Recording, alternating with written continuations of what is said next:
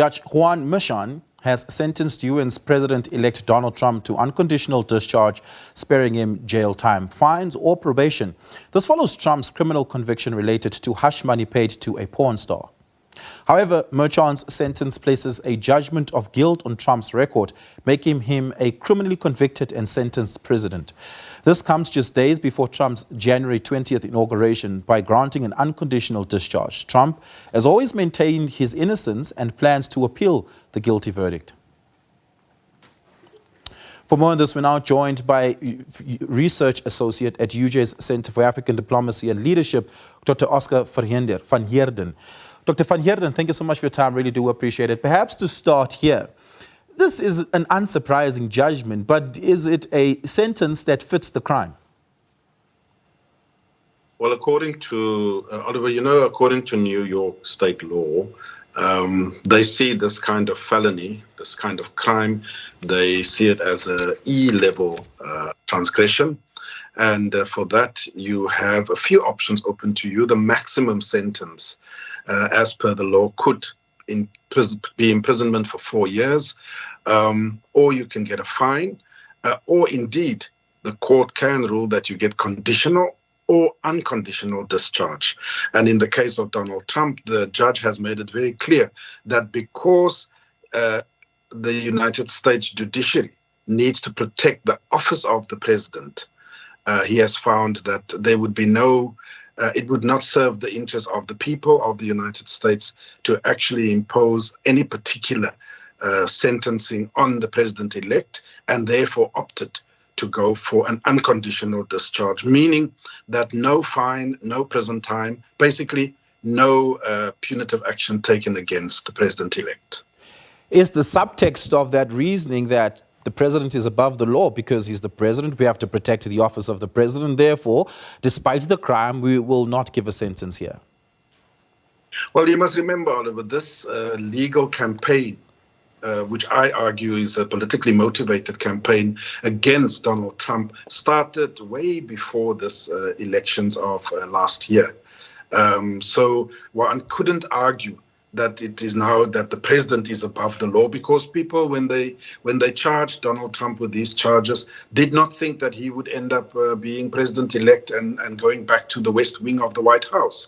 So I think it would be disingenuous to argue that this sentencing suggests that the president is above the law. They would have wanted, they meaning those that imposed these charges on Donald Trump, would have wanted these cases to be concluded way before the 2024 elections. They actually wanted to make sure that Donald Trump is disqualified from actually contesting in the elections. This campaign has failed. We now have a president-elect, a very powerful individual, has got the popularity vote, has got the college vote, the Senate, the House.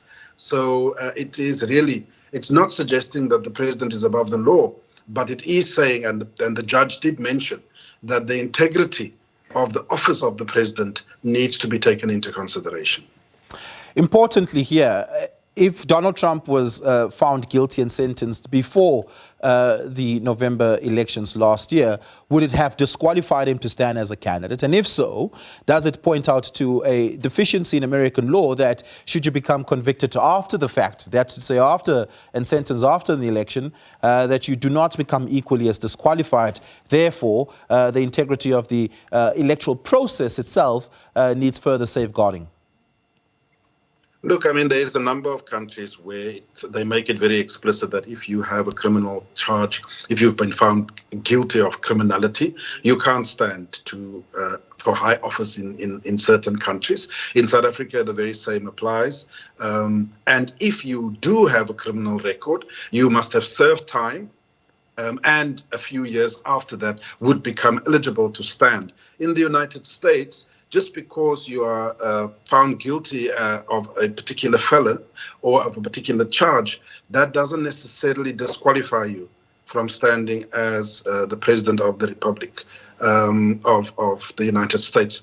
And so whether it was going to be before or after, obviously, had he not been president-elect, there could have been a jail time sentence, which then would have disqualified him to actually run the elections, so to speak. And lastly, this is important here, will this follow, or at least will this become part of the legacy of the Donald Trump administration, at least the second time around? Or has he become so desensitized to this level of shame that it doesn't really matter? Yeah, Teflon Trump, I think it doesn't matter. I think that Donald Trump is very angry, Oliver, about this campaign that is politically motivated against him. Remember, it came from all fronts. First, they tried to find him guilty for being complicit in protests to overthrow the government, even though he was still president, sitting president. That failed. Then they tried to get him with secret and confidential documents that he supposedly stole and took home. They failed on that front. And now the hush money trial, they've effectively also failed to actually get a conviction out of the judicial system. So Donald Trump is angry, and I think we should be more concerned, not with this particular sentencing, but what Donald Trump is going to do to take revenge on those that he thinks are the ones behind this campaign. Many had argued that Donald Trump tried to run for office again very specifically to insulate himself from ever facing jail time whatsoever. And now that he's won the election, and now that we see that he was convicted but sentenced to nothing, does that give credibility to the argument that his intention for rerunning for office was entirely to evade jail time? I don't think so, Oliver. I don't think that is the case. I think that he is deeply convinced that the Democrats were running the country into the ground, that they've weaponized the justice system, that they were politically motivated when they came after him.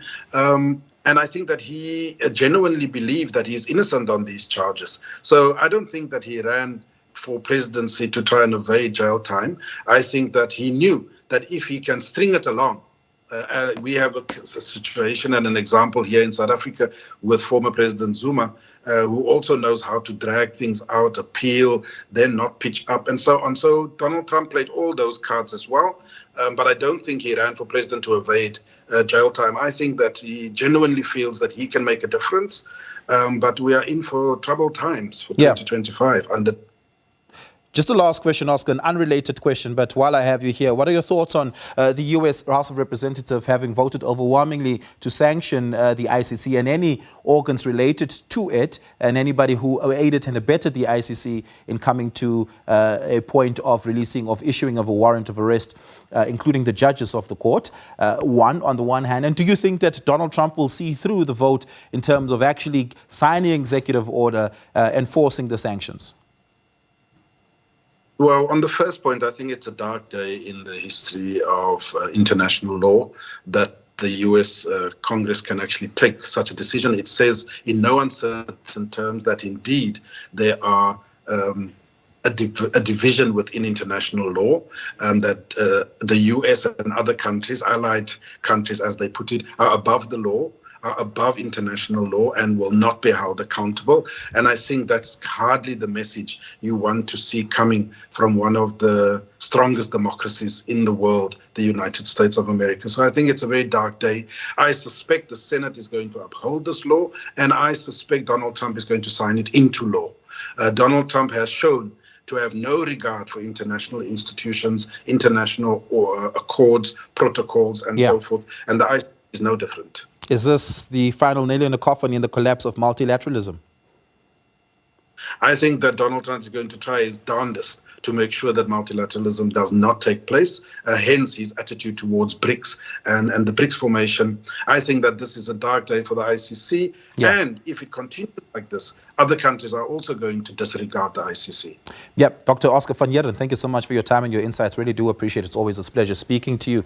Dr. Van Heerden is with the Center for African Diplomacy and Leadership at the University of Johannesburg.